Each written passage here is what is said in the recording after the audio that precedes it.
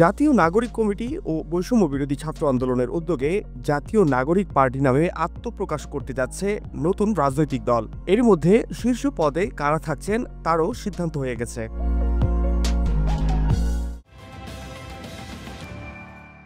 তরুণদের রাজনৈতিক দলটির আহ্বায়ক পদে নাহিদ ইসলাম ও সদস্য সচিব পদে আখতার হোসেনের নাম চূড়ান্ত হয়েছে। এছাড়া নাসিরউদ্দিন পাটোয়ারীকে প্রধান সমন্বয়কারী, হাসনাত আবদুল্লাহকে দক্ষিণাঞ্চলের মুখ্য সংগঠক ও সার্জিস আলমকে উত্তরাঞ্চলের মুখ্য সংগঠক পদে চূড়ান্ত করা হয়েছে। জাতীয় নাগরিক কমিটির কেন্দ্রীয় কার্যালয়ে জাতীয় নাগরিক কমিটি ও বৈষম্য বিরোধী ছাত্র আন্দোলনের যৌথ বৈঠকে এসব সিদ্ধান্ত হয়। বৈঠকে অংশ নেওয়া জাতীয় নাগরিক কমিটির দায়িত্বশীল 4 জন নেতা দলের নাম ও যেসব পদে নেতৃত্ব চূড়ান্ত হয়েছে সেগুলো নিশ্চিত করেছেন। তবে জ্যেষ্ঠ যুগ্ম আহ্বায়ক ও জ্যেষ্ঠ যুগ্ম সদস্য সচিব পদে একাধিক প্রার্থী থাকায় এসব পদে নেতৃত্ব এখনও চূড়ান্ত হয়নি।